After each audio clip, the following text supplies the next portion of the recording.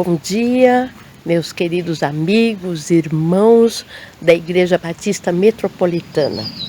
Estamos mais uma vez nesta manhã tão gostosa para estudarmos a palavra do Senhor na Escola Bíblica Dominical. Queremos que o Eterno esteja com você nesta hora, nesta manhã. Estou aqui ouvindo os pássaros louvando ao Criador. E nós podemos louvar ao nosso Deus, agradecer ao nosso Deus pela sua vida, pela minha vida e por todos quantos estão nos ouvindo nesta manhã.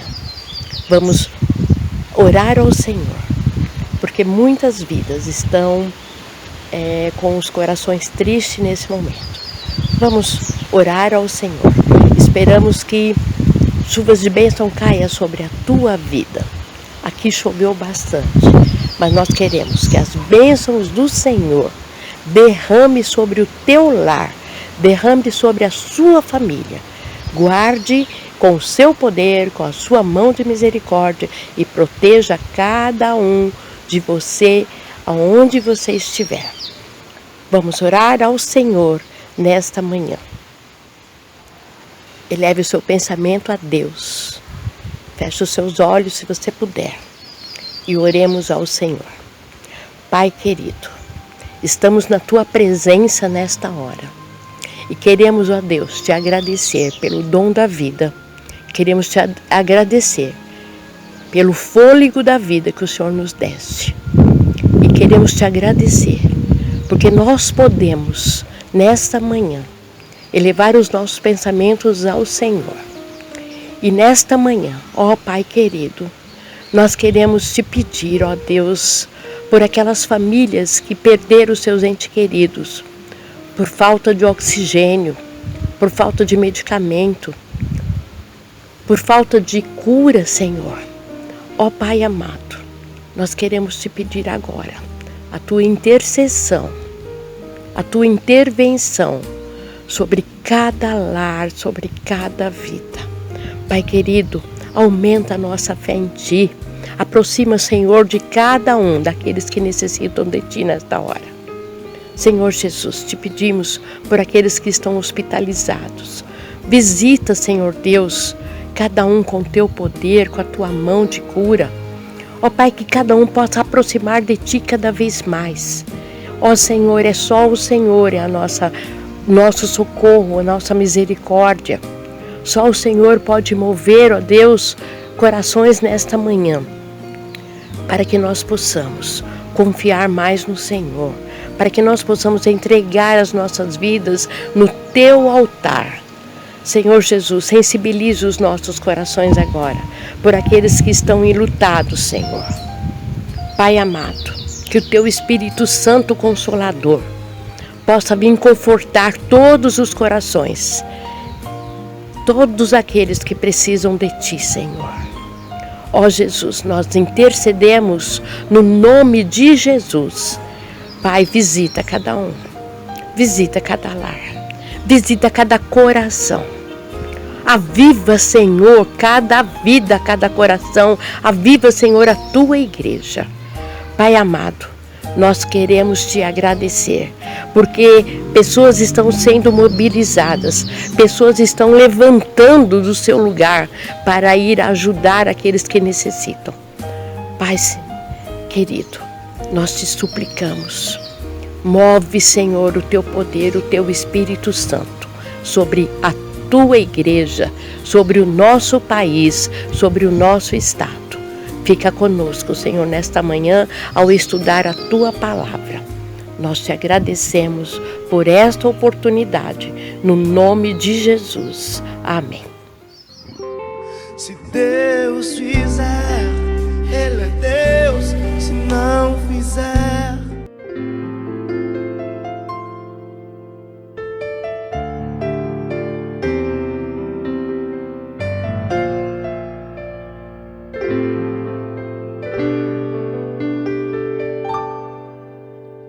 nem olhos viram, nem ouvidos ouvirão o que Deus preparou para nós.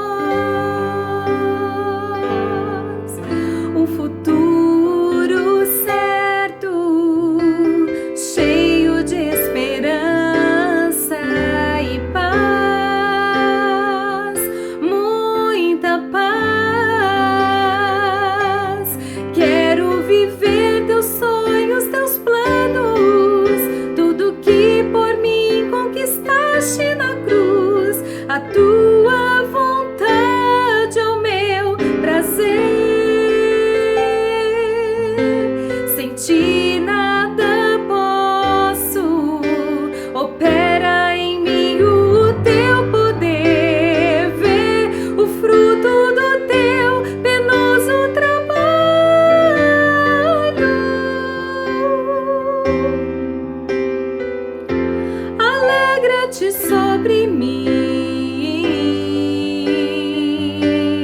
É tão bom sonhar teus sonhos, é tão bom viver teus planos e conhecer a graça de pertencer a ti, Deus fiel.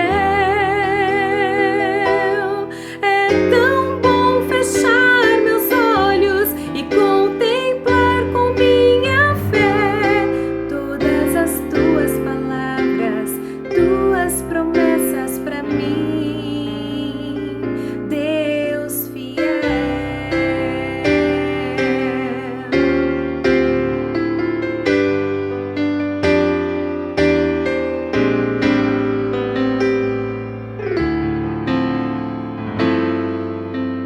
Nem olhos viram, nem ouvidos ouviram o que Deus preparou para nós.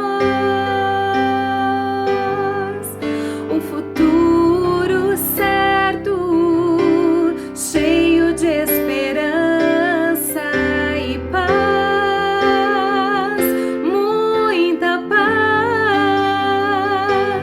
Quero viver teus sonhos, teus planos, tudo que por mim conquistaste na cruz. A tua vontade é o meu prazer. Sem ti nada posso, opera em mim o teu poder. Vê o fruto do teu penoso trabalho.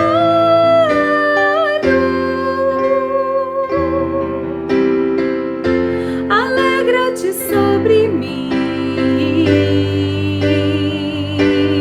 É tão bom sonhar teus sonhos, é tão bom viver teus planos e conhecer a graça de pertencer a ti, Deus fiel.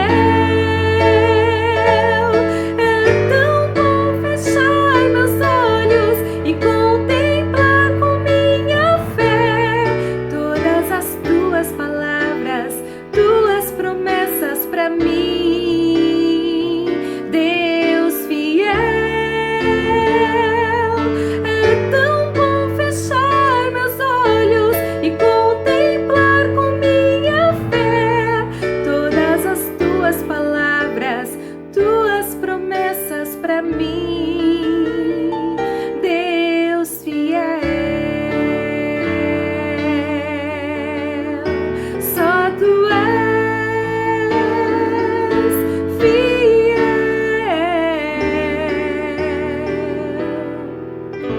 Deus fiel.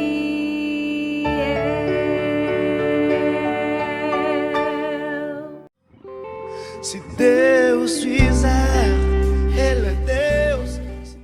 Caros amigos e irmãos da Igreja Batista Metropolitana, estamos estudando as profecias de Jeremias.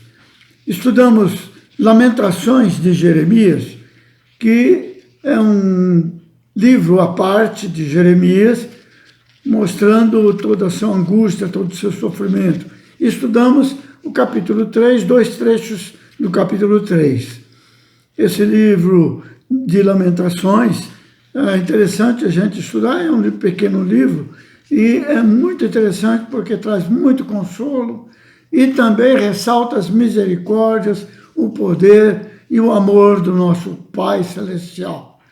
Hoje vamos estudar um trechozinho pequeno que se encontra no livro de profecias de Jeremias, no capítulo 29, de 1 a 13. É um trecho muito interessante, muito consolo também, e não é tanto uma advertência, mas é uma carta, uma comunicação de Jeremias aos exilados. Vamos ouvir a leitura pela Karina, de 1 a 13, capítulo 29 de Jeremias. E vamos estudar um pouquinho. Quero que você Preste bastante atenção nessa leitura e ela já vai falar ao seu coração nessa manhã. Jeremias 29, de 1 a 13. Uma carta aos exilados. Este é o texto da carta que o profeta Jeremias enviou de Jerusalém aos anciãos sobreviventes entre os exilados e os sacerdotes, os profetas e todas as outras pessoas que Nabucodonosor havia levado para o exílio de Jerusalém para a Babilônia. Isso foi depois que o rei Joaquim e a rainha mãe, os oficiais da corte, os líderes de Judá e de Jerusalém, os trabalhadores qualificados e os artesãos foram para o exílio de Jerusalém. Ele confiou a carta a Elazar, filho de Safã, e a Gemarias, filho de Ilquias, que Zedequias, rei de Judá, enviou ao rei Nabucodonosor na Babilônia. Dizia: assim diz o Senhor Todo-Poderoso, Deus de Israel, a todos os que levei para o exílio de Jerusalém para a Babilônia, construir casas e se estabelecer, plante jardins e coma o que eles produzem, casar e ter filhos e filhas, encontre esposas para os seus filhos e dê suas filhas em casamento, para que eles também tenham filhos e filhas. Aumento em número lá, não diminua. Além disso, busque a paz e a prosperidade da cidade para o qual eu carreguei para o exílio. Ore, por isso, ao Senhor, porque se prosperar, você também prosperará. Sim, assim diz o Senhor Todo-Poderoso, Deus de Israel. Não vos enganem os profetas e adivinhos entre vós. Não dê ouvidos aos sonhos que você os incentiva a ter. E eles estão profetizando mentiras para você em meu nome. Eu não os enviei, declara o Senhor. Assim diz o Senhor: quando se completarem 70 anos para a Babilônia, irei até você e cumprirei minha boa promessa de trazê-lo de volta a este lugar. Pois eu sei os planos que tenho para você, declara o Senhor. Planos para prosperar e não prejudicar você. Planos para lhe dar esperança e um futuro. Então você vai me chamar e vir e orar a mim, e eu vou ouvi-lo. Você me buscará e me encontrará quando me buscar de todo o coração. Você me buscará e me encontrará quando me buscar de todo o coração. Esse texto que a Karina acabou de ler, ele é uma carta aos exilados e cativos da Babilônia. Uma tragédia anunciada pelo profeta Jeremias. Esse capítulo 29 ele é composto de 32 versículos e basicamente 2 tópicos que se resumem numa carta àqueles que estavam sofrendo já fora da sua terra. E é doloroso a gente observar e ver uma tragédia. Era isso que Jeremias estava vendo naquela hora, uma verdadeira tragédia. Uma tragédia ali no seu país. Mas nós temos observado tragédias mundiais, tanto tragédia no nosso país, mas como nos outros países. É doloroso, é triste. E nós sabemos também que essas tragédias todas que estão acontecendo são tragédias já anunciadas também. A palavra de Deus, ela é clara anunciando essas tragédias. É o afastamento do homem, se afastando de Deus, se afastando da sua palavra, não crendo na sua palavra, dando ouvido a profetas falsos, fake news de profetas, aqueles que dizem, não é bem assim, Deus ama o pecador, ama você, e ele não vai deixar que tal coisa aconteça. Até muitos estão crendo nos falsos profetas. Isso já está sendo está acontecendo no nosso meio. Já refutam a palavra de Deus, refutam os ensinamentos bíblicos e os falsos profetas estão por aí anunciando que não é bem assim. E também, nessa tragédia, já não é comum as perguntas: será que vamos sair dessa? Muitos já acham que isso não vai passar. E também não vai sair dessa, porque a situação está realmente muito complicada. E todos nós nos sentimos presos e trancados em casa por conta dessa quarentena e estamos nos perguntando: quando sairemos desta? Jeremias devia de estar passando por isso, porque ele até mesmo foi lançado numa cisterna, ele já foi perseguido, e lá naquela cisterna onde foi lançado, ele devia de estar perguntando: será que eu vou sair dessa? Eu penso até que tanto Jeremias lá no poço, na cisterna, no lamaçal lá que jogaram, ele podia estar pensando isso, embora a gente saiba que Jeremias confiava plenamente em Deus e se reconhecia como o porta-voz de Deus para aquela situação de calamidade que iria acontecer. Então ele sabia que Deus estaria do lado dele para cuidar, proteger e livrá-lo de qualquer perigo ali naquele momento de perseguição. Mas também, a exemplo dele, o Daniel podia, lá na cova dos leões, perguntar para ele mesmo se ele ia sair dessa, lá na hora que estava prestes a ser engolido pelos leões. Ou então Jonas, lá na barriga do peixe: será que eu vou sair dessa? Lá mesmo ele fez uma oração. Então a grande pergunta é que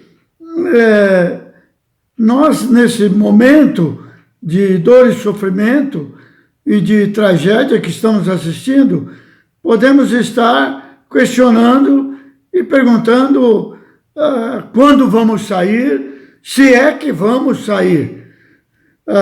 Isso, a gente sabe que essas situações todas previstas na Bíblia e que nós estamos vendo acontecer, tanto no ponto de vista espiritual, como material, como governamental, em que aqueles que nem creem em Deus estão aí nos governando e estão prestes a contestar tudo que nós pregamos. Inclusive pode haver até perseguição religiosa e perseguição contra os cristãos, como já acontece aí no mundo. É inegável que nós às vezes ficamos até desorientados, mas Deus está vendo tudo e está no meio da crise. Está no meio da crise. Tudo isso não é novidade. Ele está controlando tudo. Assim como ele estava lá no barco, quando a tempestade pegou os discípulos de surpresa. Não foi surpresa para Cristo. Surpresa foi para os discípulos. E um estava olhando para o outro, tentando, a duras penas, com seus esforços, lutando contra as ondas, e se perguntando: será que nós vamos sair dessa? E alguém pode ter dito: fala lá com Jesus. Mas ele está dormindo, então acorda, Jesus. Mas mesmo dormindo, Jesus era Senhor da situação. E às vezes nós pensamos que Deus está dormindo, mas Ele não está dormindo. E Ele é Senhor da situação. É Senhor da situação, e eu digo mais: além de não ser pego de surpresa, tudo dentro dos propósitos divinos que está acontecendo por aí nesse mundo. mesmo as tragédias. Deus tira as lições dele que precisa tirar e toma as medidas nas tragédias para mostrar o seu poder e mostrar ao povo de Deus que ele é Senhor da situação. Esse capítulo 29 de Jeremias é um texto maravilhoso, porque se nós estamos perguntando, vamos sair dessa, ou quando vamos sair, quando vai passar essa tormenta, parece que Deus está dormindo, como o seu filho dormia lá no barco. Tem solução para isso? Que solução é essa que não está chegando? E esse texto aí, esse capítulo, chama atenção porque Deus mostra que Ele está no controle, Ele sabe muito bem o que está fazendo e quando deve agir. Mas Ele, nesse texto, Ele manda Jeremias dar um recado de ânimo, de consolo, uma orientação muito boa. Vocês estão lá na Babilônia, estão aí na Babilônia, mas olha só, construam casas, se estabeleçam aí, plantem jardins, colham frutos, se alimentem, casem, tenham filhas e filhos, encontrem esposas para os seus filhos, busquem a paz e a prosperidade em volta de vocês, com a vizinhança todas que aí estão, procure a paz, sim, e não se engane com esses fake news de profetas aí falsos que vão aparecer. Eles vão dizer que eu não estou no controle, eles vão dizer que eu esqueci de vocês. Eu não esqueci. Tenham esperança, porque eu ainda tenho planos para vocês. Mas é isso que Deus está dizendo para nós. Nessa situação, nessa tormenta, nesse mar revolto, eu não estou dormindo. Continuem a crer em mim. Continuem o seu trabalho. E especialmente, ele diz para o seu povo, que é a igreja dele, hoje, continuem o trabalho cristão. Não parem. Continuem.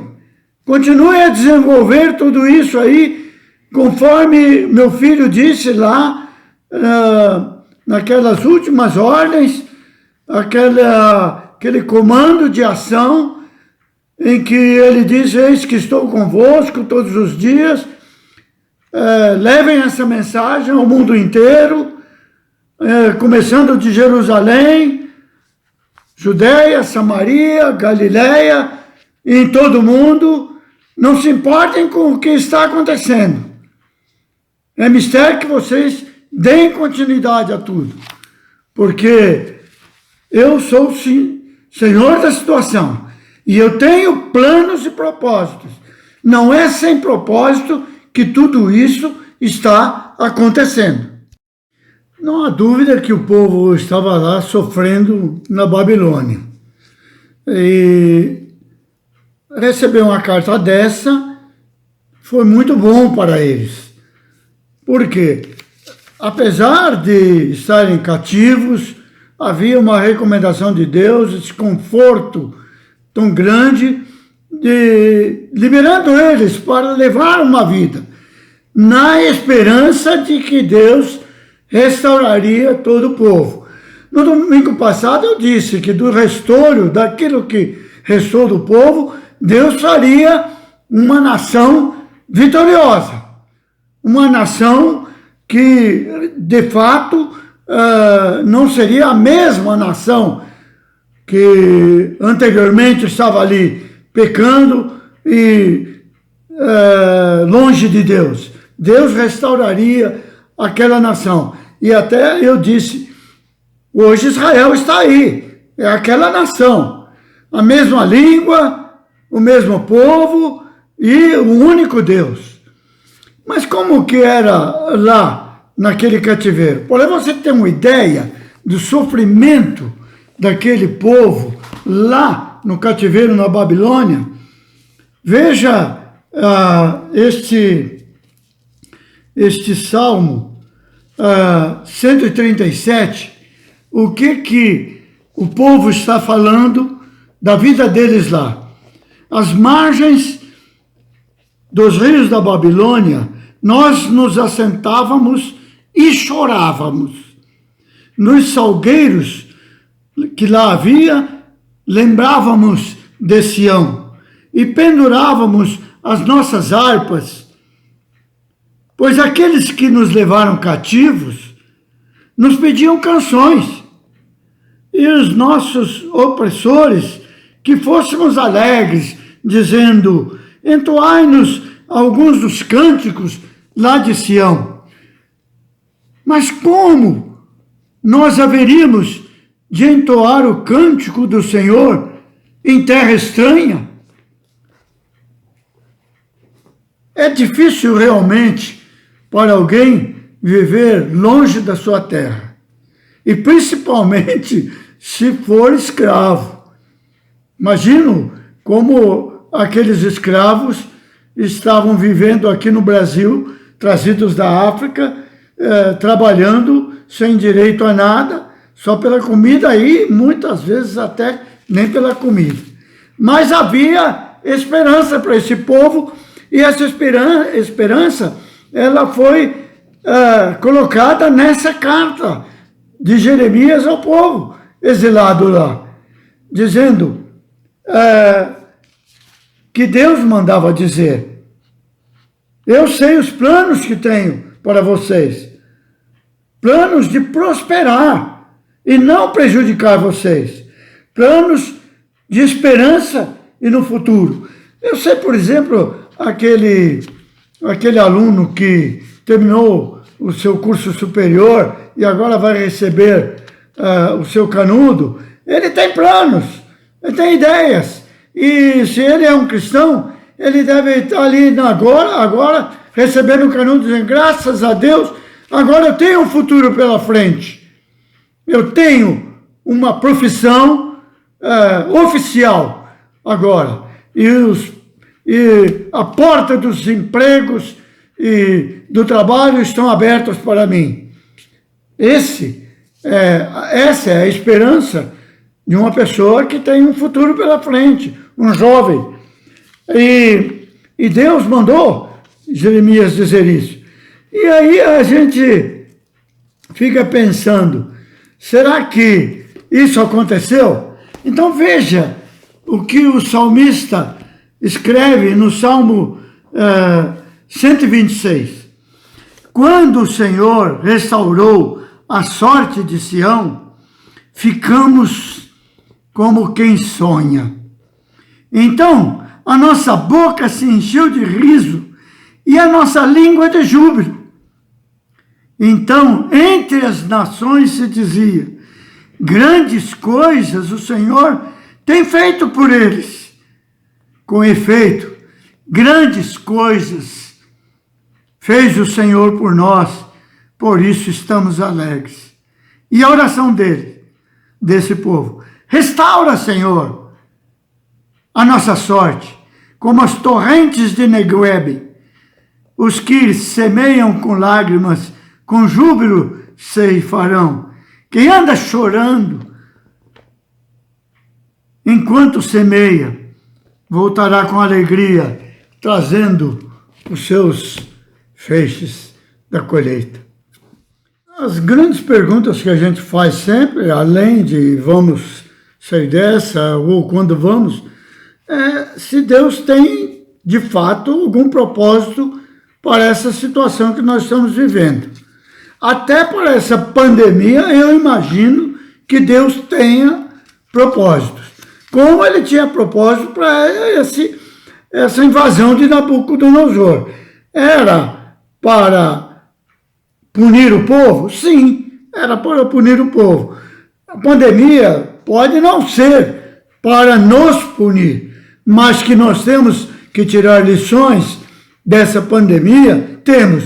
Uma delas é que Deus é poderoso e que tem planos para nós. Porque a palavra está aqui. A palavra está aqui nesse capítulo 29. E essa promessa está aqui. E ela não falha.